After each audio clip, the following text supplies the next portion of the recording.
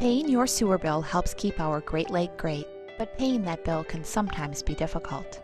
That's why the Northeast Ohio Regional Sewer District has expanded its cost-saving programs to help customers lower their bills. To see if you qualify, call 216-881-8247 or visit neorsd.org/save. Your sewer district, keeping our Great Lake great.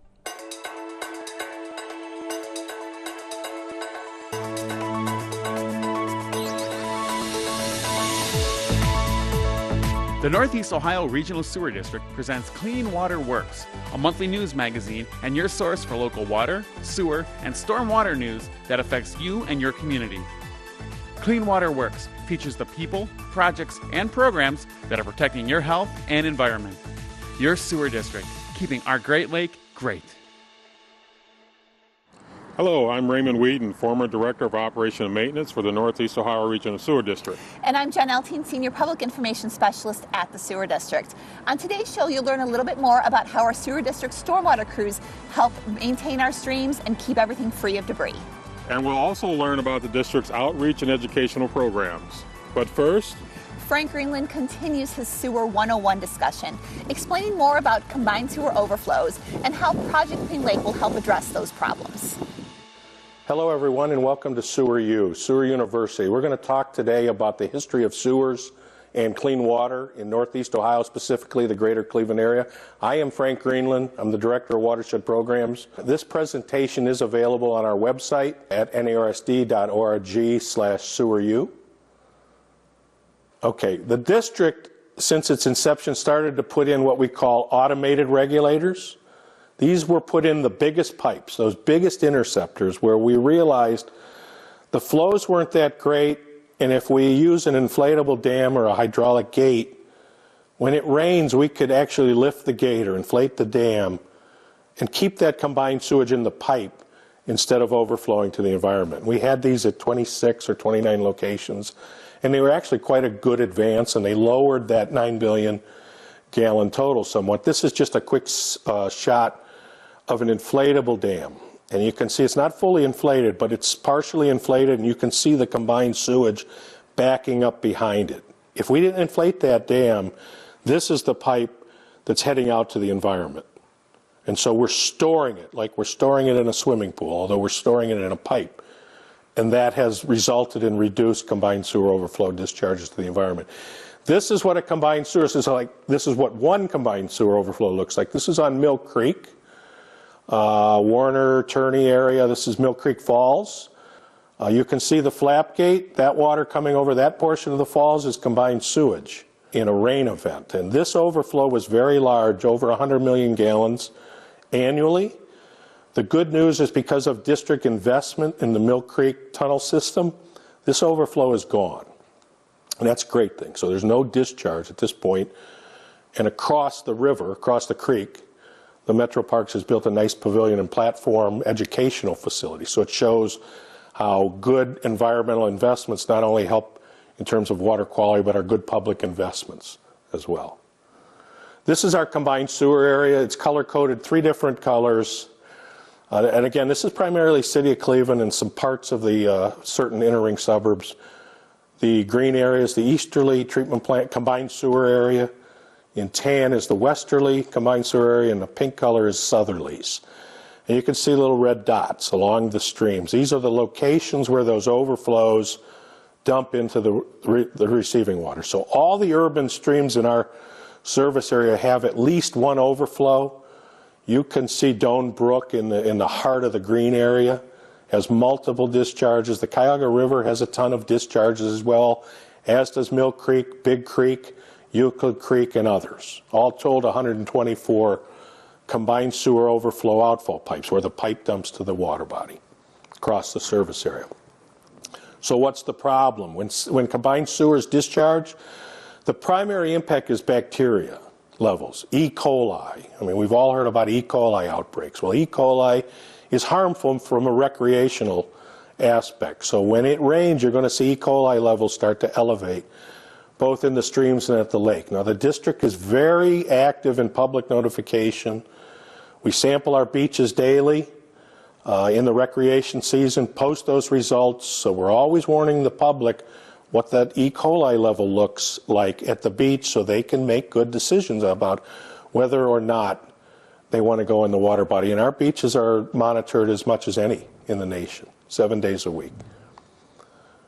Floatables are another issue in combined sewer discharges, more of an objectionable aesthetic issues. I'm not going to elaborate on what comprises floatables, but you can guess whatever you flush down the toilet or whatever washes off the street can end up in an overflow, getting over that weir. And if it floats, and it will float over the weir and get out to the water body.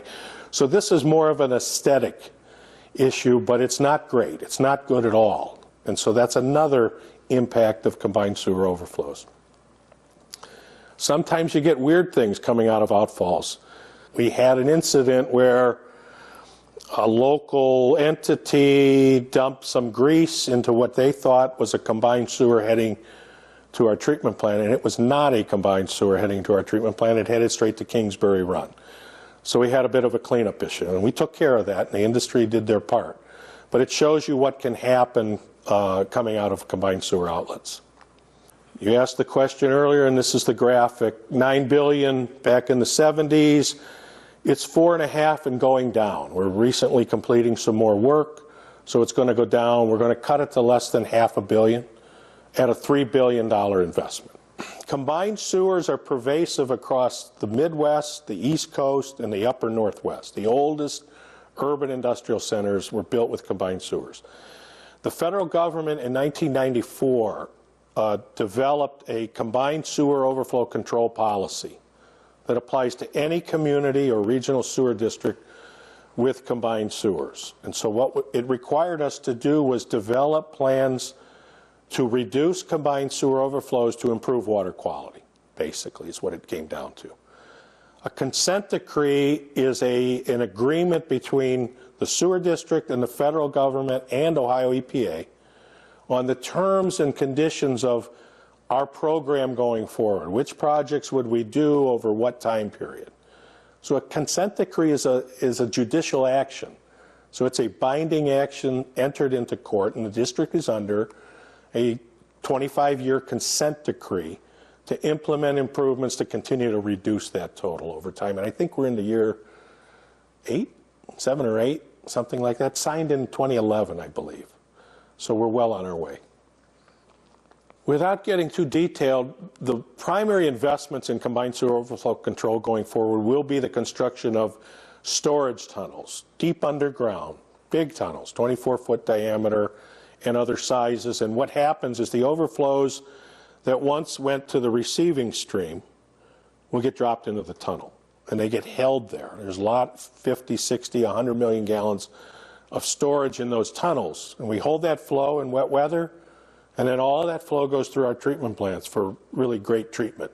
So you've taken a raw discharge of wastewater and stormwater, and you've captured it, prevented it from impacting the stream, and then providing really good treatment before it's discharged. So that's a major environmental advancement. So tunnels are the big thing. There's a whole host of other projects. These are the locations of the major tunnel network that we're going to construct, and we're up in the Easterly District right now, primarily with the Euclid Creek Tunnel, which is complete. Dugway Tunnel is under construction. Doane Valley and others are going to follow. So we're well on our way on the east side, and we're starting to move to the Westerly District and other areas for the construction of the tunnel. So you can kind of see where these tunnel segments will be aligned over time.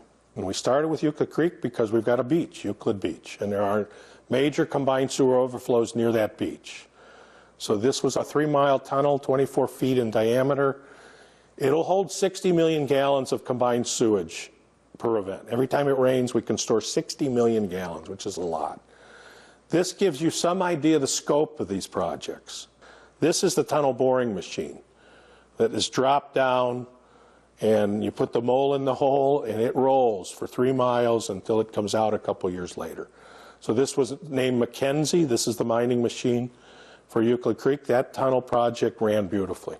The Euclid Creek Tunnel is a 24-foot diameter finished inside diameter. And you can see an individual in front, so you get some appreciation of the scope, magnitude of these projects. Many of the large major municipalities have employed tunneling approaches, particularly when you have appreciable number of combined sewer overflow volume. So Chicago's got a tunnel network. Columbus is currently employing a tunnel network. Toledo, other municipalities across the country have utilized tunnels, but it's not just tunnels. I don't want to give you an idea that it's just tunnels. We try to do things in the existing combined sewer, so maybe you could raise that weir, cheap and effective. And we've done that where we thought we could do that. Some areas are served by pump stations. Maybe we upsize the pump station. Again, relatively cheaper than a tunnel, but still effective. We've used green infrastructure, and there's a slide in here on that. Maybe we can better manage stormwater at the surface instead of letting that stormwater get into the combined sewer, and we've done that, and other communities are doing that. So there's a number of different options. When you've got 9 billion gallons and you've got a very stringent federal target, tunnels prove to be fairly cost effective on a $1 per gallon capture basis. But we look for every opportunity we could find to try and minimize the cost, but also maximize the effectiveness of our program. So we're not really that unique as opposed to other communities. That's Sewer University.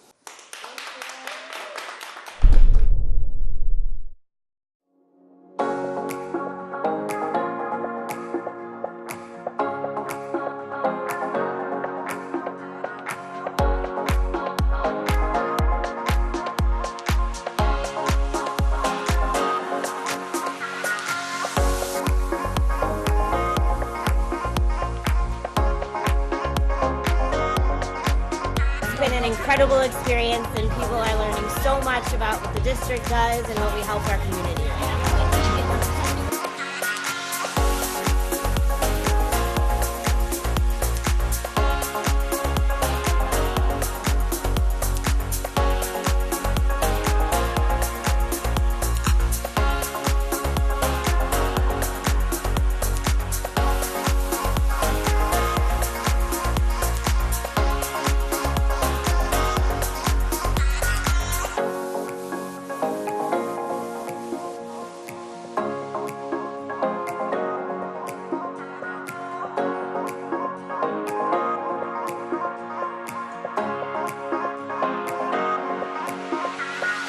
It's just great for everyone to come out and actually really truly have them see what we do on an everyday basis. You know, people think we work in the sewer and it's just Ninja Turtles or all that good stuff, but they actually see it's a lot of hard work and a lot of dedication goes into keeping everything under the streets in order for everyone.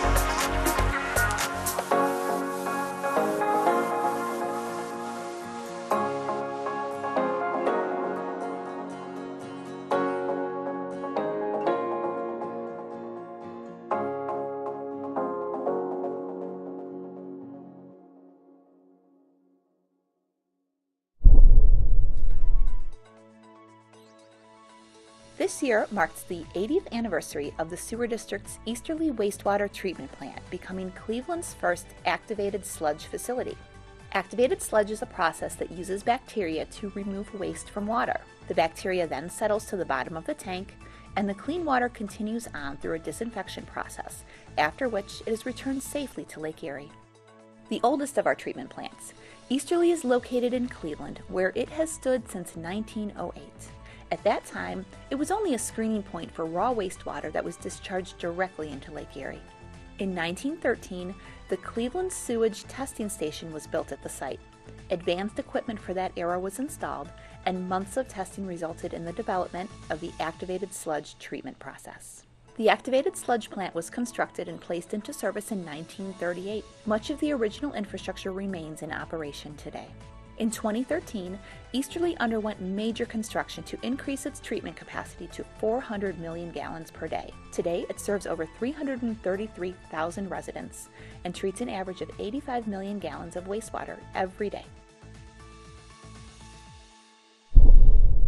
Now we'll visit with our stormwater inspection and maintenance teams to see how they keep our streams and culverts free of debris.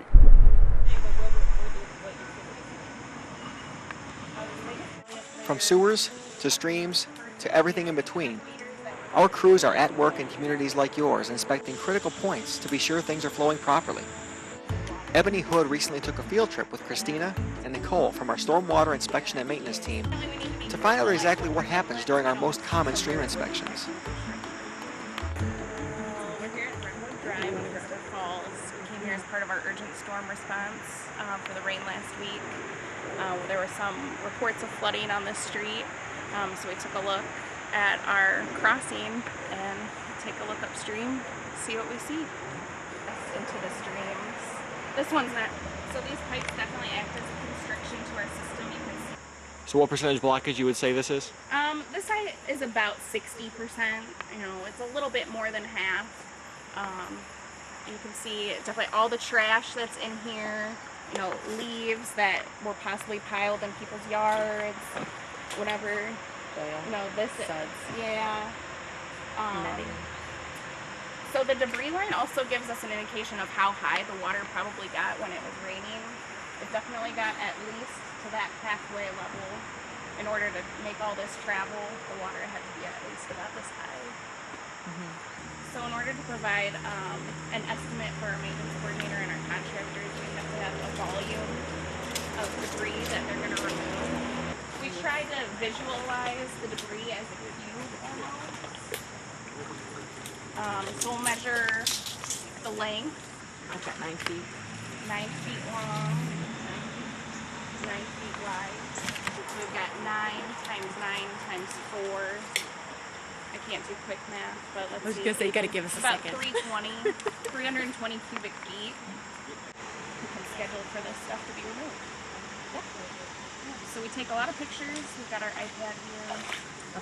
We provide photos of the actual debris and then also the access points for our contractors to come in. So we're just, you know, getting our eyes out there for the first time in a lot of cases. Our priority was to look at roadway crossings. So we are getting to all the crossings in the service area where the hole's there. Within the week, debris removal at this Olmsted Falls location was complete as 12 cubic yards of woody debris were safely cleared from the site. The cleanup also included the removal of several dead trees that otherwise would have fallen and contributed to future blockages.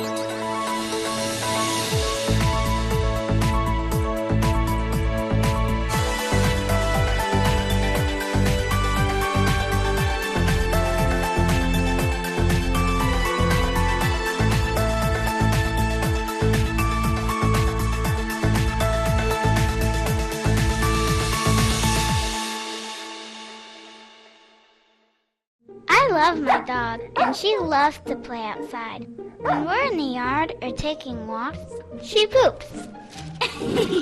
No, not in the toilet. On the grass. That's what dogs do. But we remember to pick it up so the yucky germs stay out of the water. When it rains, water flows right back to our rivers and streams. Picking up after your pet helps keep our water clean. Learn more at wheredoesitgo.org/pup. Dogs can't flush. Remember to pup.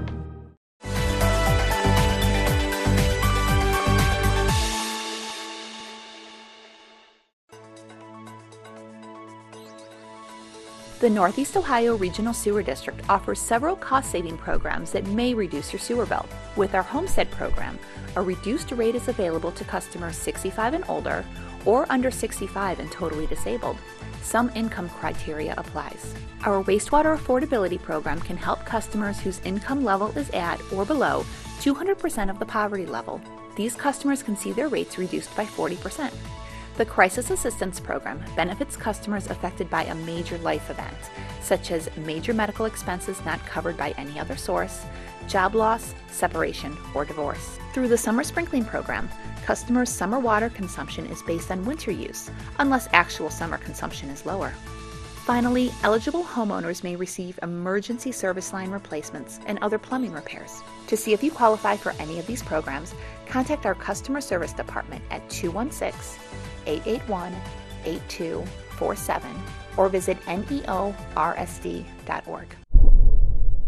Hi, I'm Jen Elting with the Northeast Ohio Regional Sewer District, and today I have my colleague Ebony Hood with me. She is a community relations specialist at the Sewer District. Welcome, Ebony. Hello. So a lot of times when people think of the Sewer District, they might not think of educational outreach and scholastic programming. So can you tell me a little bit about some of the outreach that we do? So we love to do mass outreach, things like festivals, community rec centers, anything like that where we can engage with large groups of people is really our focus to get the message out there. But I know that your specialty and your favorite is a lot of the scholastic programming and working with students. So can you tell me a little bit about that? Absolutely. So we will take a student as young as, let's say, pre-K and go clear through university level. So even someone in graduate school, we'll work with them as well to do education. So what are some of the programs that we have for, say, our pre-K friends? Pre-K friends. So we have lots of fun with pre-K. A lot of times at that level, we're really thinking about things like introducing them to water, what it means. We'll talk about the 3 Ps, like pee and poop and paper, and how those are important. Things that's just strictly for toilet use only. Only the things that should get flushed down the toilet. Absolutely. Okay, very important for those preschoolers. I know from experience. Oh, do you? So what about some of our older friends? So elementary school age. Elementary school age. So pretty much once you're out of the preschool phase, it's time where you can explore and have fun. You know, a lot of times people don't really think about the biology in wastewater treatment, and a lot of it has to do with microorganisms. So it's a time where we can introduce like microorganisms into the process where they're like, wait, what? Wastewater treatment? What does that have to do with that? So, you know, we brought a few of our friends today, like one of my favorites, E. coli. You know, so this will be a big one. This is something that we don't want to have in our water, contaminating any of our water treatment. So this little guy will have to get cleaned up and go. So at those older ages, we can introduce like the getting flushed activity where each student can actually become a part of the wastewater treatment process and learn what it's like to actually arrive at clean water. And I know that we're right here on Lake Erie, so the Great Lakes are a big, huge piece of a lot of the work that we do. So I'm sure there's Great Lakes lessons as well. Oh, absolutely. So one of my favorites is to kind of have people wrap their heads around the volume in the lakes. We know that Lake Erie is one of the shallowest, which, you know, some of the barriers and challenges that we have to deal with here at the Sewer District for keeping the Great Lake clean. So we'll do like things with talking about, let's say, the volumes of the water in our lakes. So I brought like 2 of our sample jars to kind of demo. You know, this one would be Lake Superior. We know that's one of our largest Great Lakes. And then, of course, little old Lake Erie, so it's shallow. So, you know, we'll use these type of activities to go over with both kids and adults when we're doing outreach to kind of show them the differences and let them know why the Great Lake is important, especially Lake Erie. And I know I've been out at some of our outreach events, and some of the adults too will even play this game with the adults and really, you know, stump them and get folks thinking about it. Absolutely. And one of the key features of why like Lake Erie is so important, and it's pretty much talking about, let's say, the volume of fish there. So when we think about the Great Lakes and the total population in the Great Lakes, I don't think most people know that nearly, like, let's say 49%, so you're talking about nearly half of the fish population resides in Lake Erie. Wow. I know. So we are like the lake capital, let's say, of fishing. You know, so those of you out there who loves like Lake Erie perch, you know, it's like those are one of the favorites for all of our fish eaters, and Lake Erie is important for one of those reasons, fishing. And so if somebody was interested in having you come out and talk to their classroom, are you strictly limited to in-classroom settings, or do you do outside? We'll definitely do outside. So All anyone would really need to do is go to our website. So you can go to nersd.org/speaker, or you can just go on our website and just kind of look for any type of public education.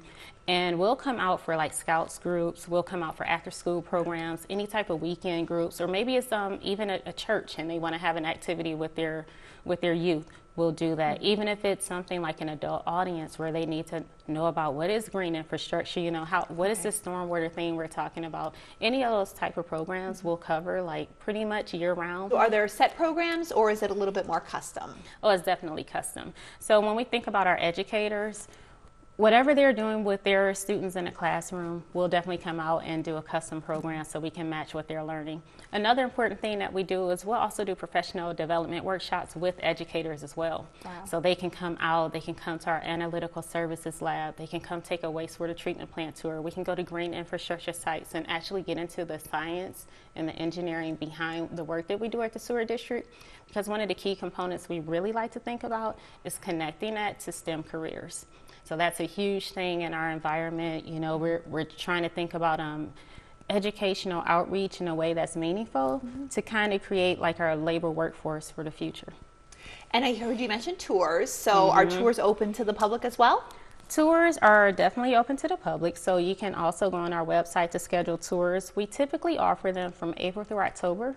Mainly when the weather is nicer in Cleveland, you can come in and get a tour. We do have some restrictions on there, some age restrictions. One of the key things about our tours, if you're not able to get one, let's say during our tour season, then they're open for everyone at our annual open house that we host every year. So the third week in September, we do an awesome, open house where it's public education, like for everyone, like a water festival with hard hats. We have a ton of our community partners with us, representing the work that they do as well. So everyone gets a chance to enjoy, even if you can't get a private tour. Great. Well, it sounds so exciting. Thank you so much for being here today. And for anyone who's interested in having Ebony or somebody else from the team come out and work with your group of students or your group of adults, go online to neorsd.org/speaker. Thanks again, Ebony. Thank you. The Northeast Ohio Regional Sewer District offers eligible customers help when they need it most. Do you qualify for a cost-saving program? To learn more, call 216-881-8247. Thanks for joining us for this edition of Clean Water Works. For more information about the sewer district and how we work to keep our Great Lake great, visit us online at neorsd.org.